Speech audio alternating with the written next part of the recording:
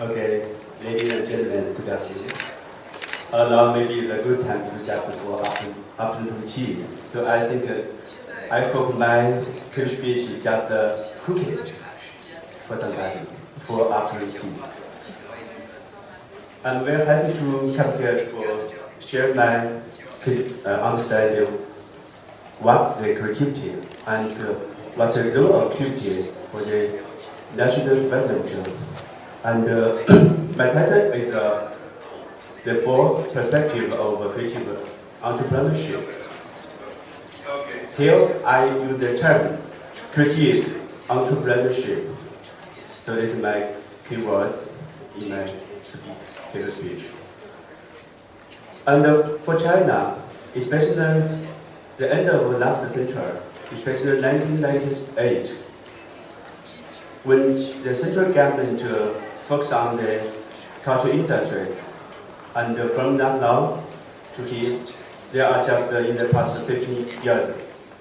I think in the past 50 years, what happened in China?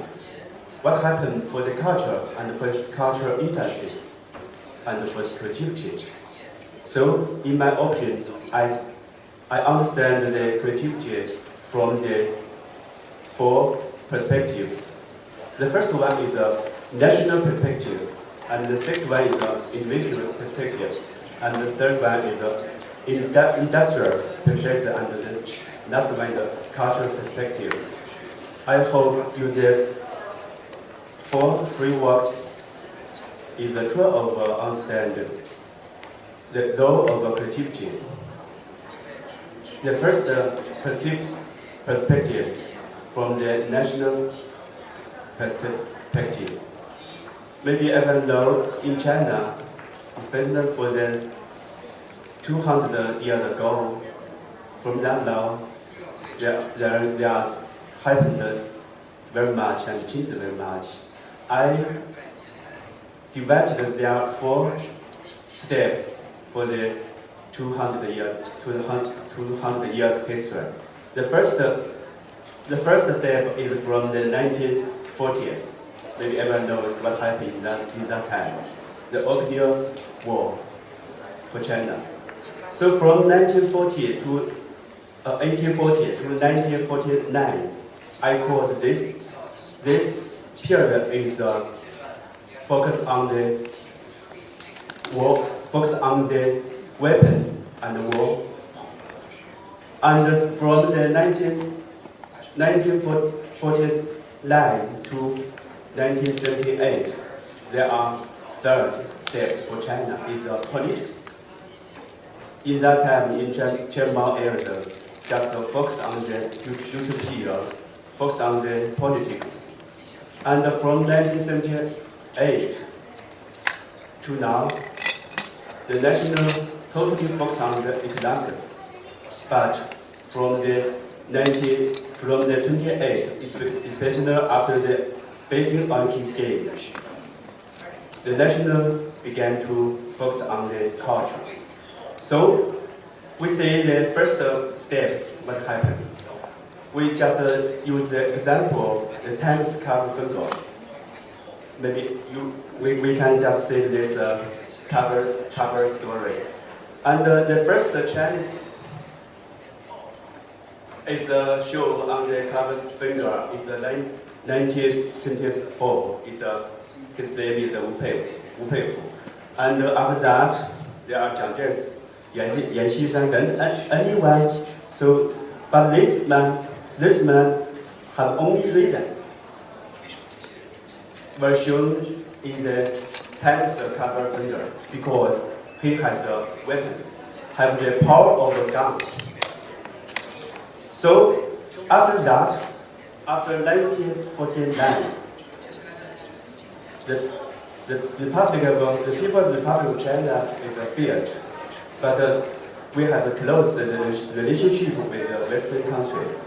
And in China, in that time, we just focus on the politics. We just use the politics to build the communist China. So everyone knows that is just a dream. After that, after 1978, Chinese began to reform and open. So this is a very famous oil painting for China, for Chinese contemporary painting. His name is father. So this painting just is a very, very good example. In that time, just a short time to open to the Western country. And from the West country, look at the China, look at the Chinese people, just like this. The long ago history, but the economics is weak. But after that, in China, we focus on the economics. We make money every day for every people, everyone, for every regional government, for the central government. So, especially for the Times, it's a special report. It's called Chinese New Revolution after the Central First, 21st century. What's happening? Everyone maybe can look at this. The Chairman Mao wears the suit, but the suit is a brand LV. So this is a very, very big job for China, for Chinese. Maybe every Chinese just only his money, his physical wealth, but have nothing, except this have nothing. So for the people, for the Chinese people, when you become more and more wealthy, how should do? So from this year, the lady first go foreign country and express the soft power, soft Chinese cultural power to the Western. So I think, just like the Professor Joseph Nan said, for the national power, there are two kinds of power. The first one is a hard power. The second one, and the very, very core, is a soft power. Now we just only hard power plus soft power. We call soft power. Maybe is very important for the national.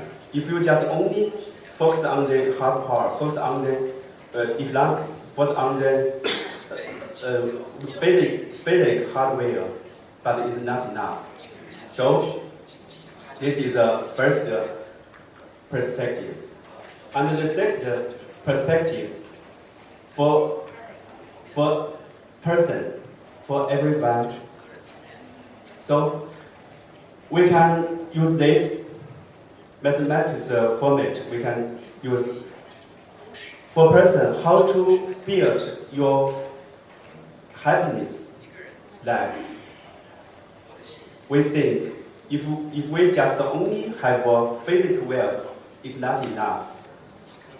We just have another very, very important factor in our lives. We call this the power of culture.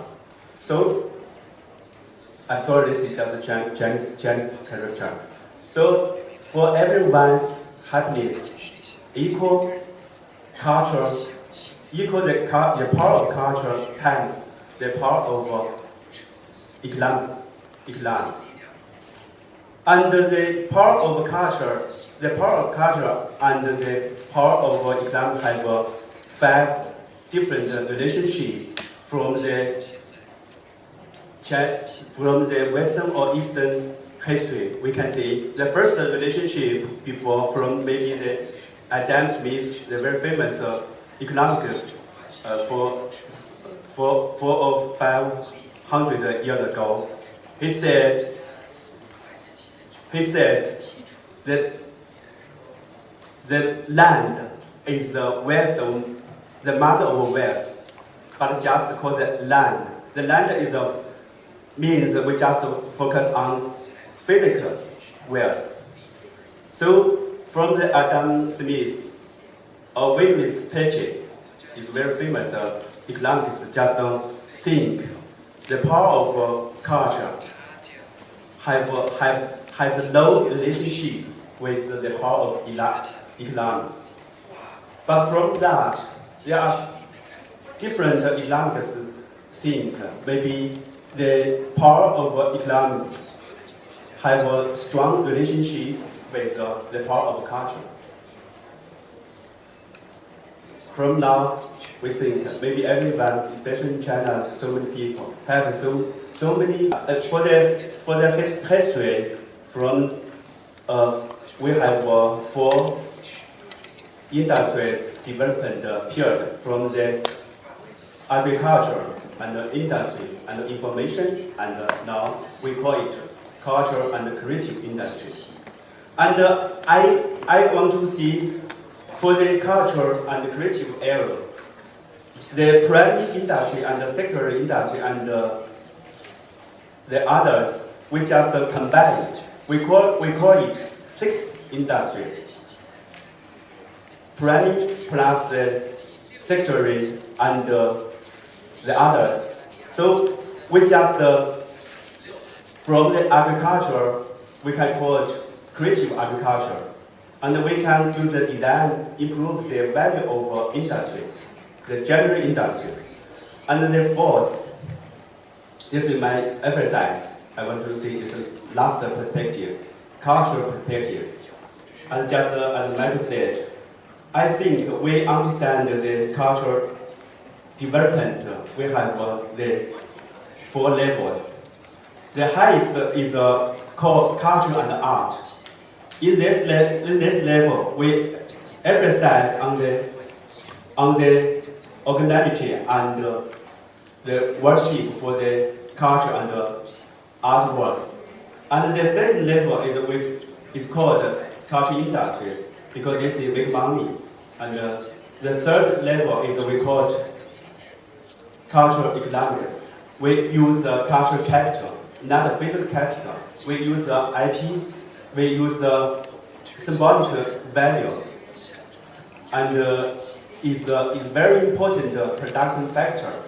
We can improve the value of general industries, and we can translate the cultural resource into cultural production.